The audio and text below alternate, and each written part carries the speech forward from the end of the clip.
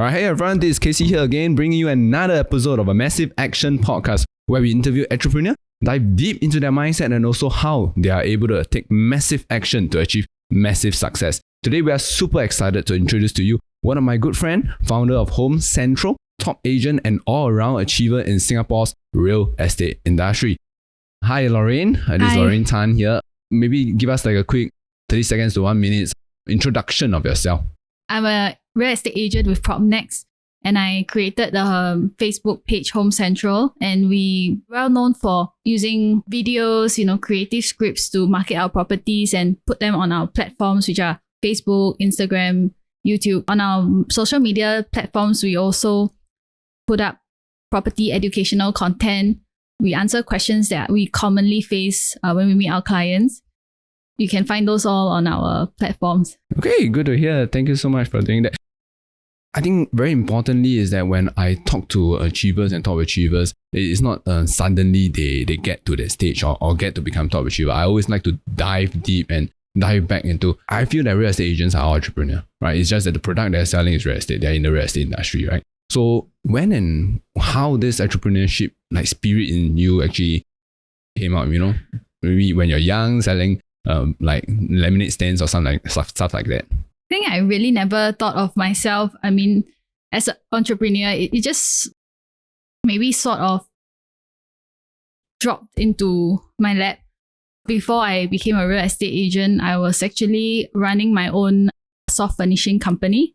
So we were doing things like curtains, blinds, sofa coverings and things like that. So because it was my own business, then I had to find ways to get business. So that was where I thought about how I was going to market my company, my services, and it started from there.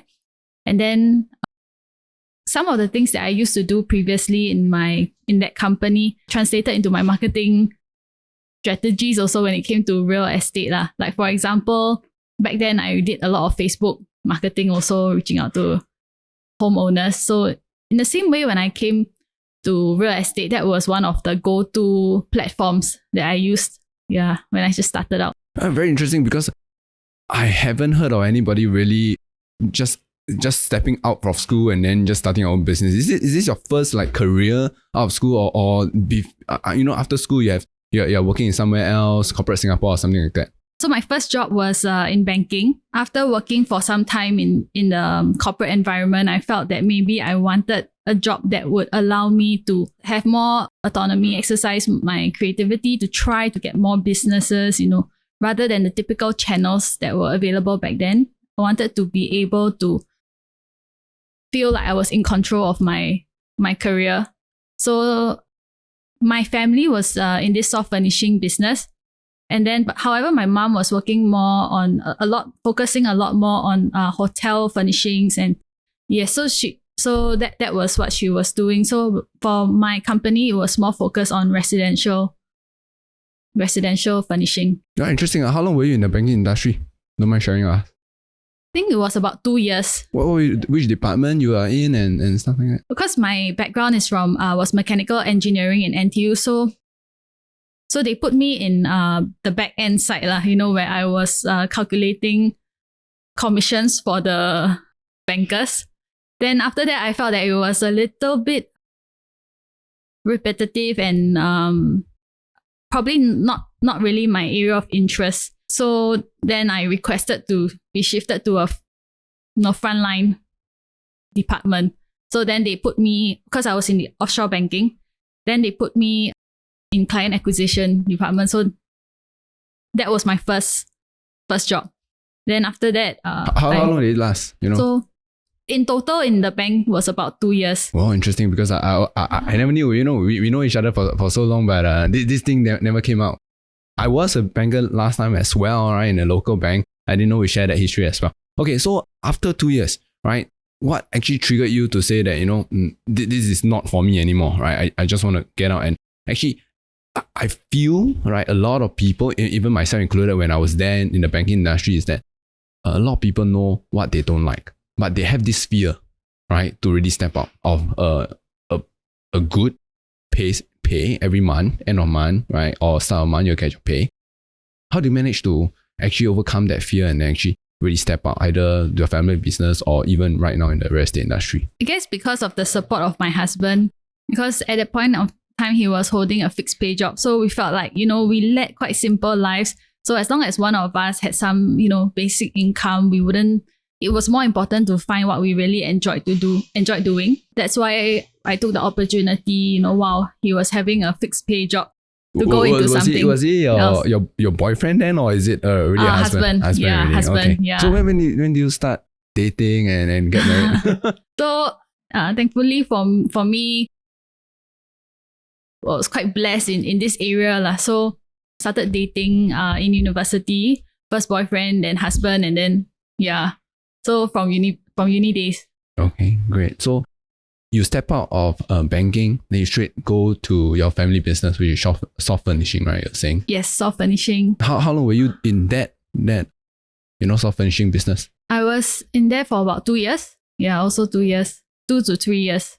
Okay, then what changes that you decide to step out? I think fundamentally is that I'm not so interested in the product that I'm selling. So like curtains, blinds, or all those, I mean, it's not something that I'm super passionate about, but I do like running the business, finding ways to market our services, getting clients, and then watching the business grow. I enjoyed that aspect of it. But I think fundamentally, when it came to the products, it wasn't something that I was passionate in recommending. And I just wanted to see if there was something more, than what I was doing. Okay, interesting. Yeah. Then from soft furnishing, although it's a little bit related, what made you decide to jump into real estate? Do you have someone or you know of this industry and stuff like that? The opportunity presented itself when I was, because I stayed in a BTO, and then we were reaching for the 5-year mark. So I was thinking that I could just get the license, try to market my own property. I mean, there would be a real purpose for me to go and study. It won't be for nothing, Save a little bit of money, save a bit of commission. That's what a lot of people are thinking about, isn't it? Yeah. Okay. Then once we sell, we will also need to purchase. So I thought that, just by taking the exam doesn't cost that much, right? And then I will already enjoy all these benefits. So I thought I might as well just take the license and then also explore if this could be a possible career path. Yeah. Okay, great. So how did that turn out? You obviously took the exam. Obviously you passed it, right? Then what happened? Yeah. So then after I passed, then I started to go out to get clients, to talk to them about, try and help them to see what were their housing needs. So I stayed in an area that was reaching MOP, right? So a lot of them were looking to sell their properties. So so that was how I started. I helped a lot of my neighbors sell their properties, and being part of the process, I felt like I was really, like my services were really valued. And that was something that I didn't feel as much when I was doing soft furnishing, because end of the day, it's just their curtains. But when it came to selling their property and then helping them to transit to the next place, I felt that, I could really feel that they appreciated my value, that I was really giving more value to clients. So I felt that it was very rewarding then. Yeah. I see. Very interestingly, because we started out almost at the same time, right? I think I saw your whole journey throughout, even on social media, even as a friend. What sets you apart that, people are choosing you over the others, right? We can tell the audience. I think timing also played an important part, because where I was staying, it was one of the first few blocks in Punggol area to reach the minimum occupation period. And then I was also hungry to get started. It was also the consistency in which I would, door knock. And at that point in time, there were not that many agents who were doing it, because maybe people didn't know, that weren't so aware of this whole MOP thing where, there would be a lot of demand from people who want to sell their flats. It was probably the consistency, the earnestness, sincerity in trying to help them, even as a new agent, that probably got me those, units for sale. Very interesting. I also know that you're one of the first few agents that really utilize a lot of video home tours. Maybe speak a little bit about that. How do you discover? How do you first step in? And why do you manage to be really the first mover out there? because I was also already posting a lot of content on my Facebook page already, but it mostly consisted of photos, professional photos. So even back then, not many agents were taking professional photos, right? So then, of course, I always try to think of how I can improve the listing and how also I could market myself better as well. Before Home Central came about, the page was actually named Punggol Sengkang Property. So it was quite faceless.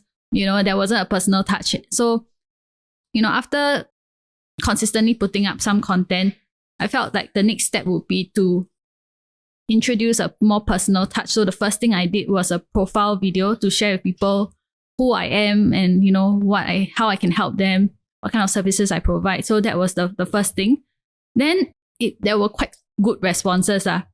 Then I also, one of the first units that I did the home tour video for was a EA that had only 2 bedrooms left. So, that because they did massive renovations, and in the end, there were only sort of like two main bedrooms. So I know that if I were to market these properties just on the property portals, right, then the results will likely attract buyers who are not suited for that property, because typically people look for EA because there's many bedrooms. So then, because I saw the sort of like the response from doing one video, and I decided to try doing a home tour video for that unit. And then the response was really, really good. People who weren't not even interested in the location, but because they were intrigued by the design, they liked the design of the place, they came down and made an offer. So because of that success, right, then I started to offer these home tour videos to every single client who entrusted me with the sale. Right, interesting. Right, so how did Home Central comes about? Home Central. Yeah, because previously you were saying that, your page is just Punggol Sengkang for sale, yes, right? Yeah. Faceless. You started a profile video. Then when do you really started with Home Central and why? Because increasingly, I also felt that there were more and more agents that were also starting to do home tour videos. And for us, we want to focus on producing content that we feel is good quality. We put a lot of effort in coming up with the scripts that we write for our clients' homes. We wanted people to associate the quality videos and things that we were putting out with a brand, so that, yeah. Very interesting. So I also found that, right, you are the only agent, right, the only real estate salesperson that sometimes do not appear in your video. Why so? Because I think you are the only one, right? A lot of people want to be inside their own video, but why do you swap it out? Because increasingly, I felt presentation to me, it's one aspect of the marketing, but a big portion is also on following up, coming up with the marketing strategies, following up very closely with buyers who have previously viewed, updating the sellers. And for me, these parts are very, very important. And what I found from being involved in the videos is that it takes time away from doing these very, very important things. And these are actually quite high valued activities, following up with the buyer, because that will determine whether we get a closing or not for the unit. So, but of course, presentation is still very important. So that's why even when we were selecting the presenter for our videos, we actually held a couple of auditions, casting calls, and then from there we went with someone who we felt was really good in presentation. And also represented your brand well, I guess. Yeah. Statistics, always shows that 90% of the agents fail in their first year, and also another 90% of those remaining fail in the next 3 years. How do you manage to have the success that you have now? And it's been, 4 or even 5 years now already? I think innately, I am quite a competitive person already. So I will always try to think, what are things that I can do better? I will review things that have been working, and how can I pump more resources into those things that are working well, constantly reviewing what I'm doing and making sure that I make improvements. That's how I've been able to stay consistent for the past 3 years that I've been in the business. Great, interesting. So before the show itself, you also chat about you recently started to build out a team, right, for your content base. How's that journey like? Maybe describe it to us. Definitely, throughout the process, we had there will always be some challenges. Sometimes the hires were not suitable, and then we would have to quickly react to replace. But of course, then along the way, I'm blessed to have very good partners to work with, like my presenter. So she was the first one. She understands how we what our standards of home tour videos are, and she's really good at planning scenes and for the shoots, knowing how to advise sellers to declutter, to keep the place very, very presentable. So that's number one, right? So that was the first one. So, what's the second hire? So then second one would of course be my PA. How does that help, hiring a PA? So it helps a lot in making sure that planning, scheduling, they're all very carefully taken care of, especially when it comes for viewings, right? We would get a lot of requests to view. So it's very important that she helps with the tracking to make sure that we don't miss out any opportunities, just administrative work. I mean, all these things, it has helped me to just really focus on probably the higher value parts of real estate. Real estate. So I think speaking of from my own experience as well, hiring is not easy, right? Because we are often coming from a place of scarcity, because I hire and have to pay this person a fixed salary, right? And then I'm not even sure whether or not I can occupy the entire day, have off work for them. Any tips from hiring? Do you have a elaborated interview process, or how do you go out there and manage to find good people and great people for your team?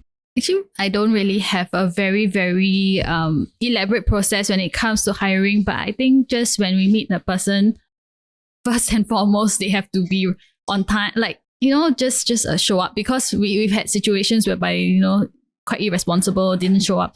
So then after that, when we speak to them, we kind of get a sense of their attitude.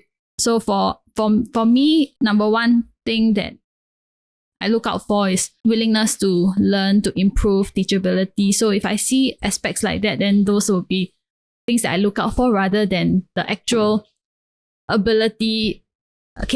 Maybe like let's say for a PA, it's okay if there are some things that she does not know how to do, some programs that she doesn't know, but most importantly, willingness to learn. Yes, willingness to learn. Yeah. So are you big on the DISC? Because I think both you and me are a lot on the D and I, right? Dominant and influence. And a lot of time when people talk about PA, they need to be more on the S and C quadrant. Are you more familiar with DISC? Or is this one of the component when you hire out for? Or no, you just go in, feel the person, Yeah. right? And then maybe try out for a few weeks, and then we see how it goes. Yes. I think very important as well, right? So for me, not so much on the these technical aspects, but of course, if can sort of click with the person that I'm hiring, and then it's important to you. That's right? important. The gelling with the team, the clicking with the person. All right. So you're actually everywhere on social media. Let us know, right? What is the strategy now as compared to when you first started? Because when you first started, you're saying that you just offer all the video walkthrough or tours. Has it changed? If it does, then what is it changing to? So right now, probably rather than just doing home tour videos, it's also important to showcase, other aspects of real estate that we can handle. Yeah. So that would be the educational videos. So these educational videos, we try to, because when we meet clients, we always get a sense of what kind of questions they typically ask.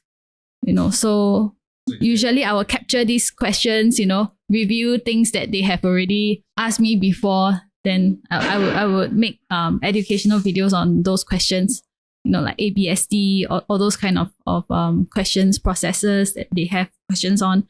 Then the other one is new launch. For this new launch series, we aim to do a very objective review on projects. We also try to answer questions that a lot of people are wondering about certain projects, sort of like addressing the elephants in the room sometimes, because no point doing just a run of the mill kind of a new launch analysis or review. For example, one of the more recent new launch videos that we did was on Sengkang Grand Residences. We realized for this particular project, sometimes they question, is the price fair? So these are questions that we hear about the project, and we try to address them in the videos. For each video, we aim to give an objective review and analysis for the new launches. Great, because up till recently, I saw a lot of video and it's really interesting. You have one title, it's easy, fairly priced right now, right? Still worthwhile to buy, right? Is that integrated development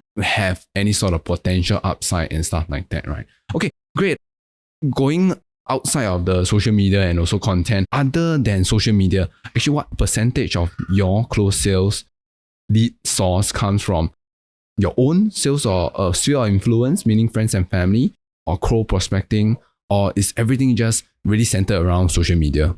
I would say 80% of my clients are from social media. That's mainly my main form of prospecting. Then probably 20% would be based on referrals. Probably referrals from past clients. Friends and family, not so much at the moment. Yeah. Probably when you start doing a bit more, then probably friends and family will add some. Okay, so next up, if let's say you are so focused prospecting on the internet marketing side, right, the social media marketing side, because you are also working in your business, a lot of times it is very tough to be working in the business and also working on the business, right?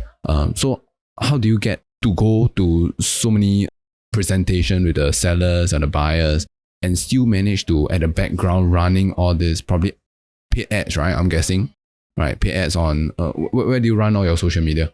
Running as in... which platforms do you use? Like, you mean Facebook? Is that what you're... Is it mainly Facebook? Facebook, mainly Facebook, but we're also on Instagram and YouTube. Yeah, but mainly Facebook. Right. So how do you run your prospecting on Facebook? We share a little bit with us, the audience. I think a lot of people will be wondering. I guess everybody start off like doing it themselves, right? Because you have a little bit of experience when you're saying that at a soft furnishing business, and then that actually translate to the real estate industry. So before we started, you were saying that you already outsourced that part out and you don't do it yourself. At the start, I did it myself, but then subsequently I outsourced it because I feel that they will probably be more efficient in managing the ads. So I currently outsource the ads to our digital marketers. It's a vendor, yeah. Is there pros and cons with outsourcing? Maybe just let us know. Because a lot of people want to wash their hands off digital marketing and just outsource it, hoping all the leads will come in. And I don't think that is the case still, right? You still have to handhold and stuff like that. What are the obstacles that you face, or what is the good things with hiring out, with digital marketers? I think for me, it saves time in having to go to my ads manager, to make the tweaks and things like that. But, I just sort of communicate with them on what I want done. And then also sort of have them put in their expert views and opinion on how I should run the strategies. But of course, myself, previously, I've also taken up some digital marketing course, so I sort of know what they are also telling me, not 100%. Sometimes I question what they're doing, and then if it makes sense, then I'll follow what they have proposed. Yeah. Is there any obstacle along the way that you have to overcome with handing out your entire marketing side of Facebook out to another person or another agency? Currently, I mainly hand out the part on the targeting, the ads, the running of ads. But in terms of content management, it's something that I handle myself. Planning of our content schedule, that's also something that I do. So after I plan the content schedule, I will send it to them so that they will help me with the posting. So that also helps me to save some time.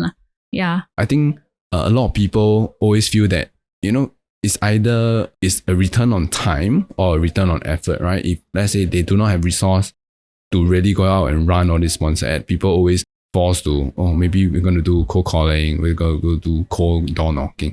But once I think it's at that stage whereby you are able to grow, right, and able to hand off, it is also not so smooth whereby we just give the agency the leash and then let them run with it. We always have to handhold them, isn't it? That's what I've realized as well. Yeah. It is important to know what kind of content that you want to do rather than just outsourcing, because end of the day, we are the ones that are in the business. We know what will resonate with clients, what their questions are.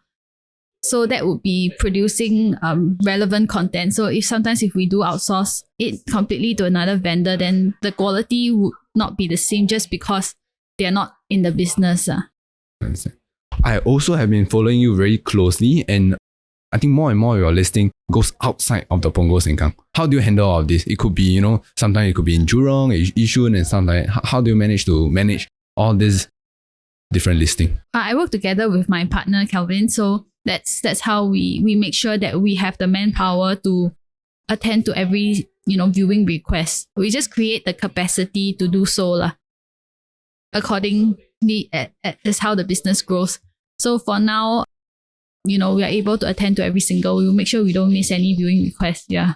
Do you have a partner in each part of Singapore, or you just have another person to help you run as opposed to solo? Mainly just me and Kelvin running. Yeah. We don't typically source to another agent, because to me it's also quite important hand-holding the clients throughout the process. So normally we try to sort of manage all the listings together. What is the future for Home Central? What do you envision Home Central to be? Probably 1 year down the road, 3 years down the road, or even 5 years down the road. What is your trajectory there for Home Central? For me, how I envision Home Central is that to be a brand that, represents good quality, trusted services that people can turn to when it comes to selling their place, recommendations for their homes, for new homes, for the next home, a place where they can get good, trusted services from ethical agents. So that is that one-stop place where they can go to find out information, to approach us whatever their housing needs are. I see. Are you growing your team? Right, be it buyers agents, more seller agents, more listing agents of the likes. That is something that that is definitely a possibility, but we take it one step at a time. Yeah. I understand. All right. So thank you so much for the interview about all the work side. I think a lot of times I love all these podcasts, other people podcasts, is that it's not just work. Setting aside the work side, is there any daily routine or even morning routine that you do follow to keep yourself in line, right? Keep yourself motivated and productive for the day? So typically, to ensure the next day is quite efficient or effective, I usually plan out my tasks the night before, because of the kind of content that we produce and also things that we need to do for our clients, right? So it can change every day, every week. So in order to make sure that the next day is effective, I'll usually plan the day before. Is there a set routine every day? You wake up at 6 o'clock, you go to work out and stuff like that, you come home, read a bit, stuff like that. Is there like a routine that you do follow in the morning, or it's just whatever that needs done, right? Yeah, whatever that needs done. The night before, you set it out. Yeah, whatever that needs to be done the night before, I will set it out, plan. So typically I will already have like a tentative calendar already, because we already have a content schedule, right? So I already have a tentative one. Then the night before, I will just, make sure that I get everything settled. Yeah. Then the next day, I'll just plan my tasks accordingly based on location where I need to be. Yeah. So that's a daily routine, right? You start the night before. I think this is really, really good advice. So how do you juggle work and life, right? Because I think in this line, work is life a lot of time. We found that, myself included, when it comes crunch time, high pressure, we'll be very flustered, right? Plus the fact that we are sometimes, when deals don't go through or deals don't go that well, right? We will get really short-tempered and stuff like that. And I think the most affected person in that will be your family, right? How do you balance, right, work and life and also a relationship for that matter? I think for me, I have quite understanding family and husband. So they're quite understanding in the time that I put towards my work. But how do you balance it out? Is it like, if let's say a call come in, then I have to take it, and like 99% of your time is work, or is there some sort of like time whereby, okay, it's family time, it's some sort of time where it's work time, they separate out? How do you manage that? Because I understand that, sometimes clients do depend on us, right, for a lot of their needs. And sometimes when a deal is closed and stuff like that, they do require a lot of hand-holding. But of course, we are human too, right? We do also have family. We also need to maintain our relationship. Is there something that other than, of course, fortunately to have a understanding family? Anything that you set out to do such that you don't neglect that part of your life? For us, for my family, we usually make a point to arrange meals. Yeah, so that's how I set aside time for them. Is there So like a time blocking of certain days in a week whereby you guys will sit down for it's not fixed, but we do have that consistently. as much as possible, I guess.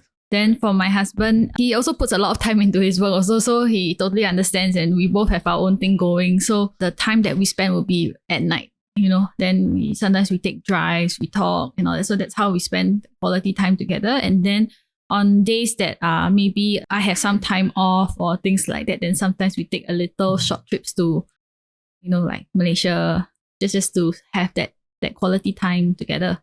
Okay, great. So what do you do for self-development? It's really important, right? I think lifelong learning is our government is preaching and stuff like that. What do you do to continuously improve yourself? What I typically do is I kind of seek help. So it can be like attending courses.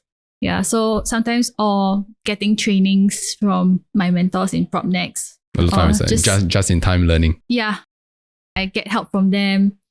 And then attending courses because courses such as what? Recently you're saying that you attended a video editing course? Yeah, video editing. So because I don't think that the general average people out there will be like, oh, let's go attend a video editing course, right? Because it's kept up front. Why do you want to do that? So I think when it comes to self-development, it could be things that it was not planned for initially, but because there are some demands from my work.